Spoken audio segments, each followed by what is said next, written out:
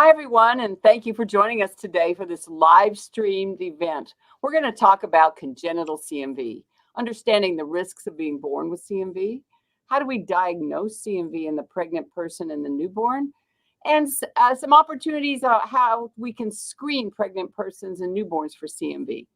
Now, I'm Dr. Gail Demmler-Harrison, and I'm a professor of pediatrics in the Division of Pediatric Infectious Diseases at Baylor College of Medicine and an attending physician at Texas Children's Hospital here in Houston, Texas. And joining me today are two esteemed CMV experts, Dr. Natali Aziz, and she's a clinical associate professor at Stanford University School of Medicine in Stanford, California, and Dr. Mark Schleiss, the American Legion and Auxiliary Heart Research Foundation professor at the University of Minnesota Medical School in Minneapolis, Minnesota. Thank you, Mark, and thank you, Natali, for joining me here today. Thank you for having us. It's a pleasure to be with both of you. Yeah, this is going to be awesome. Thanks for joining me. And so my first question today is, there are current perceptions about congenital CMV's impact. Do you think they're accurate? Or do you think we might be underestimating its burden? Now, Mark, can you talk a little bit about the degree to which congenital CMV is a significant public health problem and a medical problem here in the U.S.? Yes, in terms of problems in pregnancy, issues that might put the developing fetus at risk and compromise the health of the newborn, as you can see in the slide, CMV is right at the top of the list. And when I'm talking about CMV, I often point out to people that this is the most common infectious disease, probably globally and certainly in the United States, that causes disabilities in babies. And so when you sort of pause and think about that, people are often quite moved by that statement. It's a very strong statement.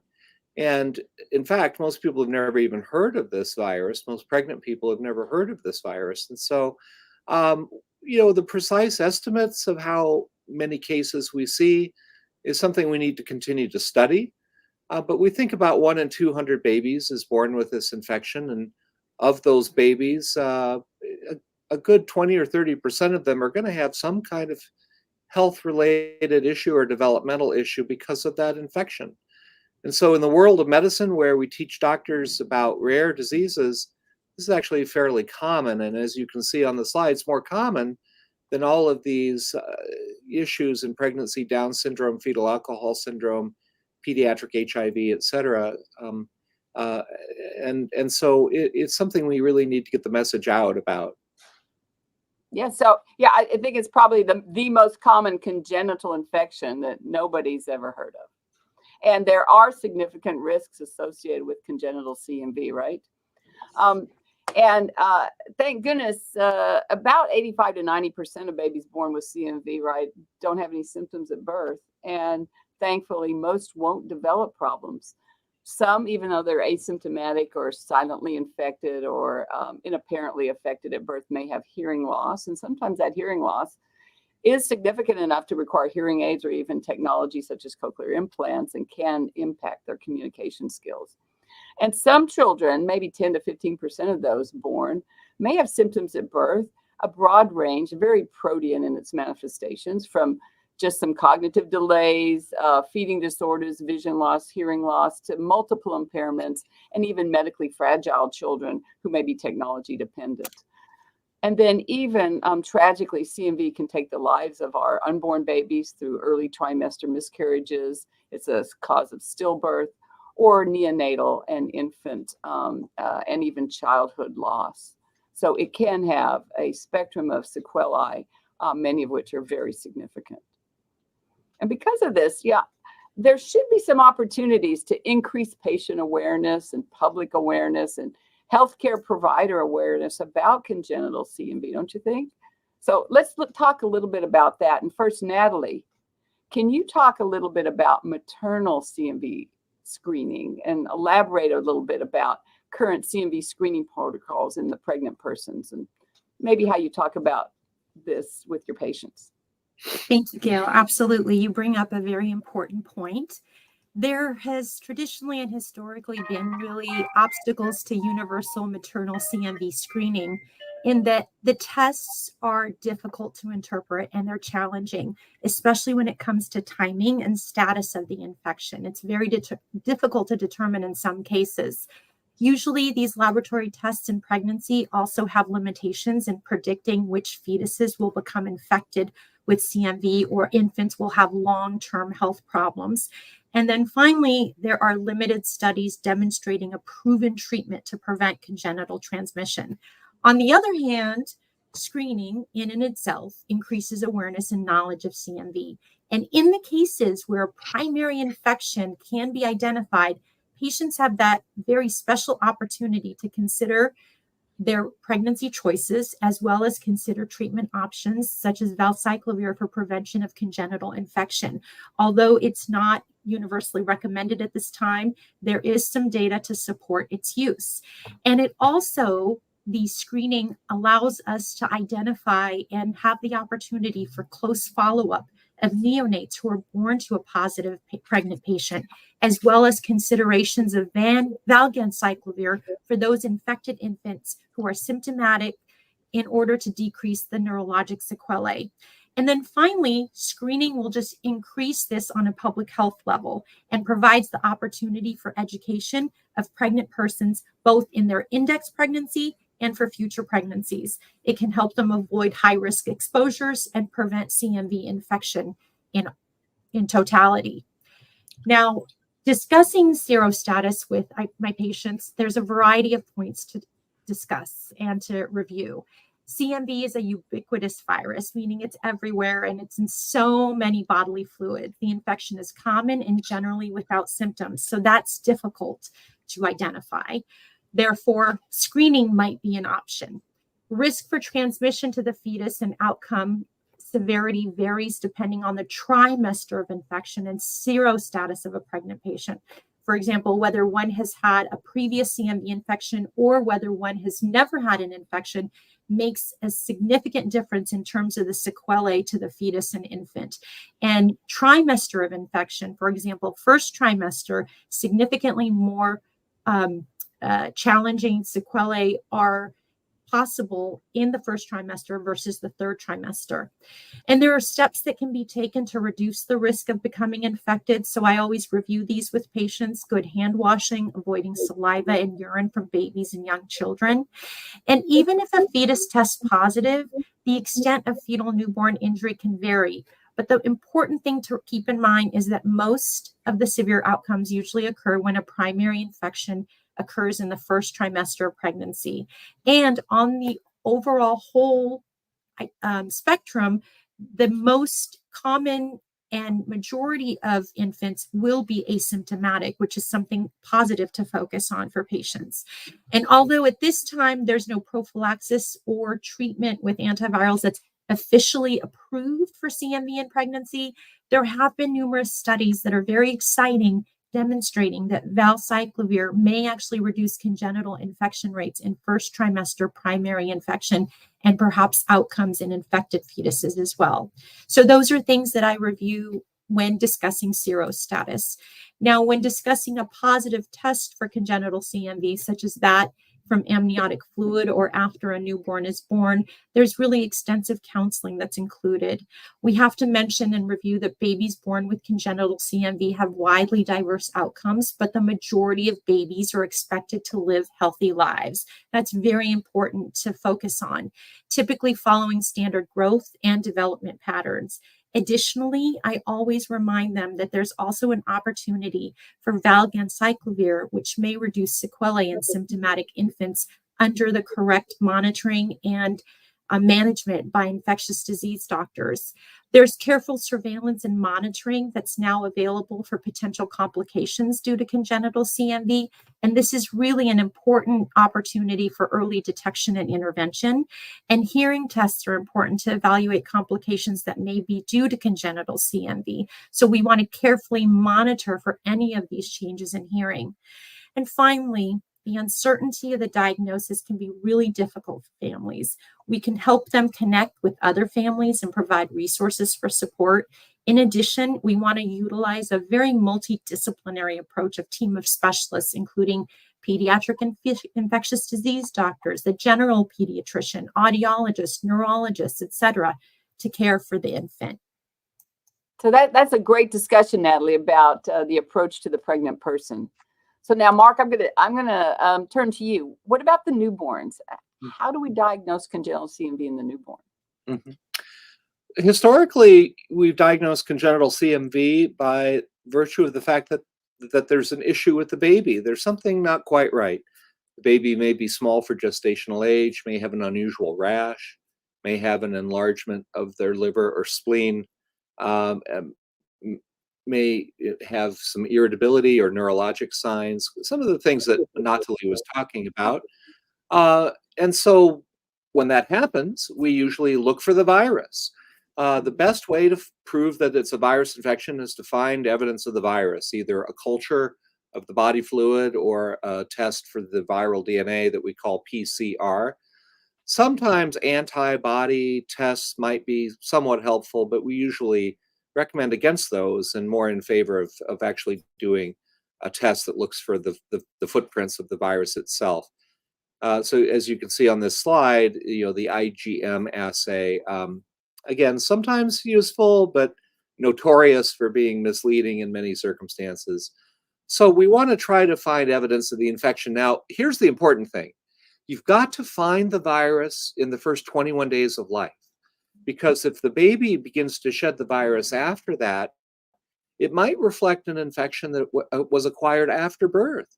The most common way that babies, humans, the human species, the most common way that we've gotten CMV over the millennia has been from breastfeeding, actually.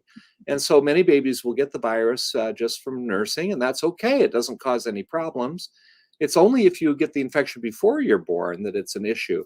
But my point is that you have to test early. Well, sometimes, you don't get the test done in time. And to really know for sure that the baby's problems are related to congenital CMV infection. So this has become the impetus for newborn screening. And that's the last bullet point on this slide. The idea that we should just test every baby for CMV. We test babies with the dried blood spot that's obtained at birth on a filter paper card for dozens of different kinds of diseases. Why not add CMV to the list? That way you get around the time factor issue. You can establish a diagnosis right away and then begin a treatment plan to try to provide care for that baby. It is something that is not standard. It's being done in some Canadian provinces. Minnesota was the first state in the United States to begin testing dried blood spots about a year ago for CMV. New York State is now doing it, and Connecticut will probably begin that in the next year. And so it'll be, I think, a big advance for kids, something that really helps babies to try to find these infections early so that you know what you're dealing with. So these are the different kinds of techniques that we use to try to find the virus. But the best test is one that actually shows evidence of the virus, not the antibody response. Again, sometimes that can be useful, but the most important test is the test that actually tests for the viral DNA. So great take-home message. Timing, first 21 days of life, detection of the virus in saliva or urine, or dried blood spot, especially for some of the groundbreaking newborn screening protocols, which kind of leads me to the next question for you, Mark, is screening protocols for congenital CMV. There's a variety of ways that we can apply these methods to detect the virus and diagnose congenital CMV. Can you expand on that, about the types of newborn screening for CMV that are available? Sure. So this slide, summarizes circumstances in which a physician might want to test a baby. If the baby refers on the newborn hearing screen, that is to say they do not pass their newborn hearing screen test in the newborn nursery, there's an increased likelihood that that baby might be born with CMV infection, that might be the explanation for the hearing test failure. And so we call that hearing targeted screening. You alluded to the importance of this earlier, Gail, and it's really the most important thing about congenital CMV is the hearing loss that happens in a substantial proportion of these babies. The sooner you can identify it and identify a cause, the better. Here's the problem with hearing targeted screening. Many babies, maybe half or more, who are destined to have hearing loss from congenital CMV, pass their newborn hearing screen. So in other words, the hearing loss isn't evident at birth. It may develop at 6, 9, 12, 15 months, 3 years of age. Your excellent research has shown that it may even develop years later. So, why not try to capture all of it? And that's the rationale for universal screening. And as I alluded to, there are some states now that are doing this. The controversy, if you will, is, as Natali referred to earlier, most of these babies actually have a good prognosis and they'll do very well. And so people who are uncertain about newborn screening, universal newborn screening, will say, well, wait, we're going to create unnecessary anxiety for a lot of families who have a baby that's destined to be okay. The thing is, when you actually ask parents about this, when you do focus group research and interviews, when you tell people, I've got some information that might be helpful for you and as a parent, I don't know exactly what the long-term implications are going to be. Would you rather have the information knowing that there's some uncertainty in the future? Or do you think it's better to just not bring it up at all? Well, parents overwhelmingly say, tell me, give me the information. I'll figure out what to do with it, work with my pediatrician. We'll develop a plan. But people want to know. So I think, the era of paternalism in medicine is long over. I think our job as physicians is to provide families and parents with knowledge and information, and then try to work with them to figure out a plan. Now, some babies are born with obvious signs that should suggest CMV, like the big liver and the big spleen that I alluded to, the unusual rash. They're small for gestational age. And so some people call that expanded targeted screening. One way of looking at it is that the baby actually should be tested for CMV just based on their physical examination. But sometimes they get missed. And so expanded targeted screening would provide providers with a checklist of things to look for. And I think that's a strategy worth continuing to pursue as well. But I think universal screening solves all of this, even though there may be some uncertainty about the results. At least gives you a situation where this baby needs to be monitored closely. I totally agree. And if we go on to I think there's the next slide sort of recaps, right, that targeted screening will only find a few of the babies, and universal screening will get them all, and we can right out of the chute know if they have congenital CMV and make some plans. So great discussion. And so Natali, let's just jump back to you now and talk about screening in pregnant persons. Do we have universal or targeted screening during pregnancy, and what are the pros and cons of that? Can you quickly run us through that? Yes, absolutely. So currently CMV screening during pregnancy, as it stands, universal testing is not recommended. Although numerous studies have demonstrated that it may be cost effective with the first trimester and use of valcyclovir treatment, but currently it's not recommended. So serological tests, including IgG, IgM, IgG avidity, again, their interpretation can be difficult, especially in the setting of an IgM status that's positive, but IgG avidity gives us more clarity, and DNA viremia can give us more clarity too. And these tests can identify primary infection, especially in the first trimester when the sequelae is greatest for the fetus and the infant. Laboratory tests can't predict very clearly which babies will become infected with CMV or have long-term health problems, but more recent data is actually showing that there are levels of IgG, levels of IgM, and viremia that may be predictive of congenital infection. So I think we still have hope there for these studies to be worthwhile. And then finally, there's limited studies demonstrating proven treatment to prevent congenital transmission, but data is increasing to show that valcyclovir may be effective for the reduction of congenital infection in the setting of pregnant patients with first trimester primary infection. So again, that opportunity to give this information to patients is lost if we don't know the status of a pregnant person in the first trimester. Looking a little bit further and looking at targeted testing, which is what we should be doing. So targeted testing would incorporate any ultrasound abnormalities of the fetus, including echogenic bowel, fetal growth restriction, microcephaly, ventriculomegaly, or maternal status like an influenza-like symptom or mononucleosis-like syndrome where there's malaise, fevers, unremitting fatigue, for example.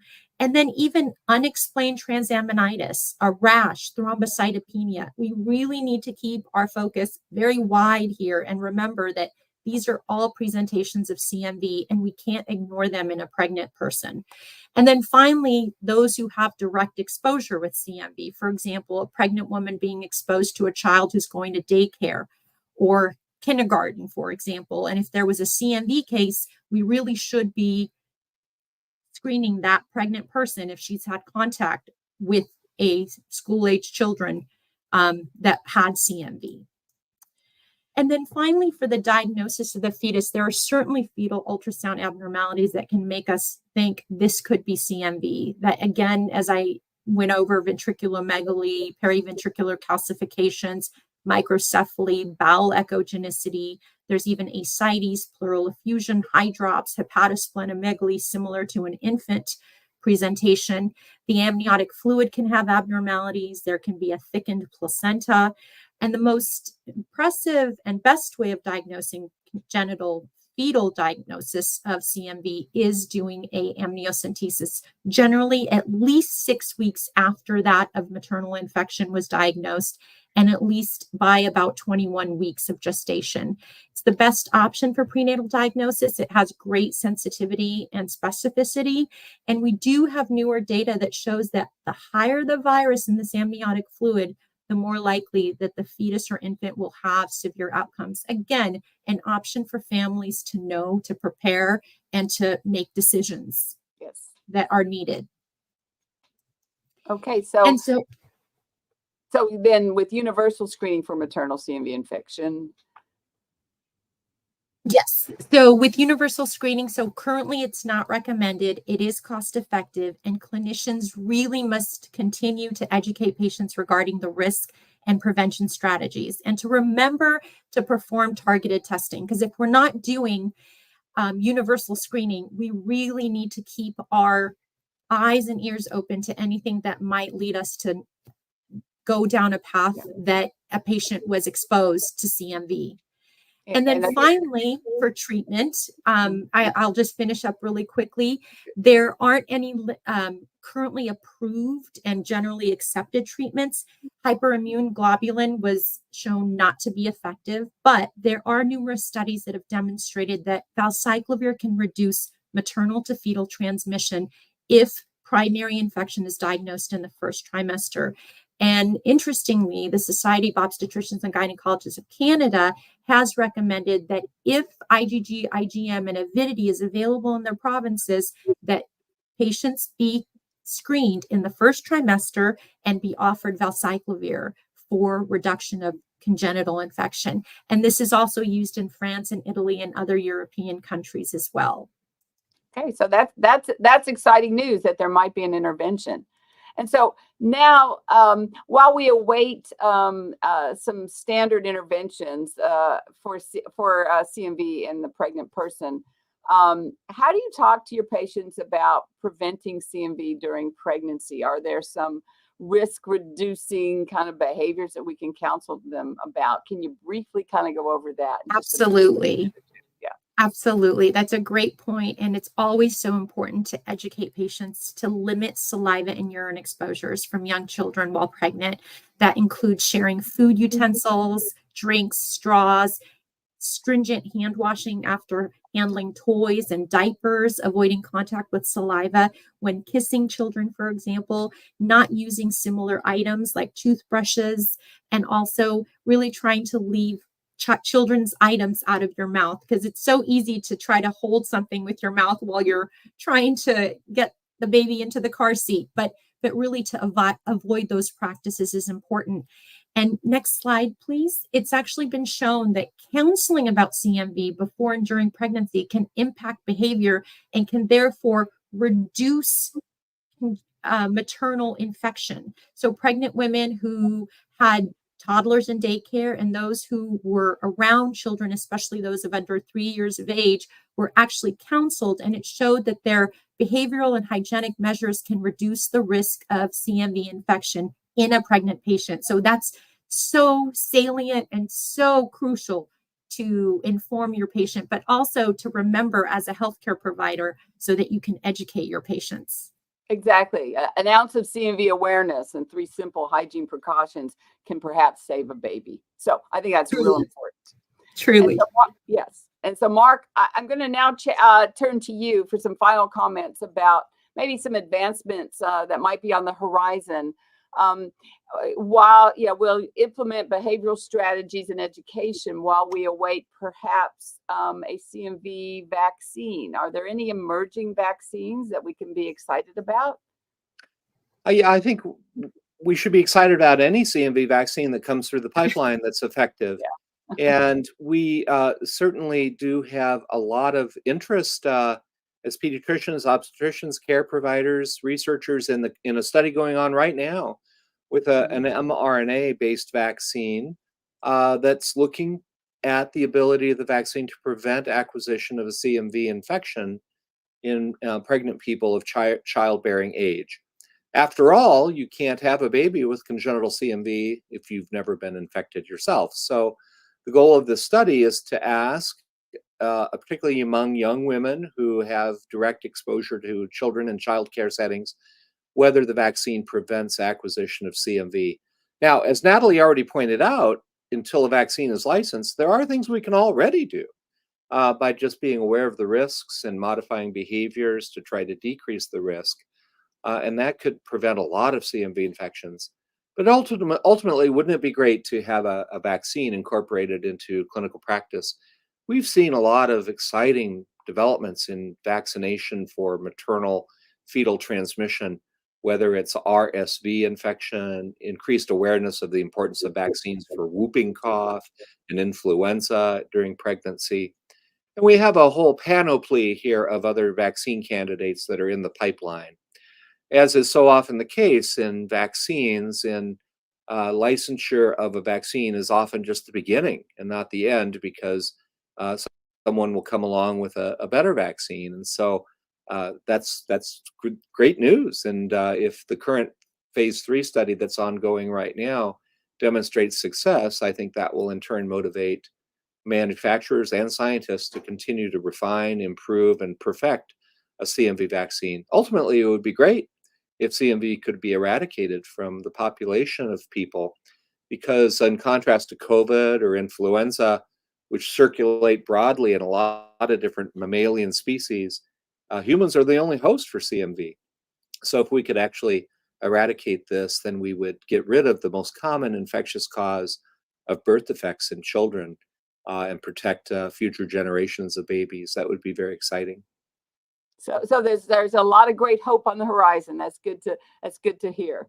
Well, time is almost run out, and I just want to recap that we talked about the public health impact of CMV in pregnant persons and the newborn, some options for interventions in the pregnant person, whether it's the CMV knowledge vaccine or a more traditional vaccine. But there's still a lot that we need to learn about CMV. We still need to talk about CMV. We still need to make it a household word.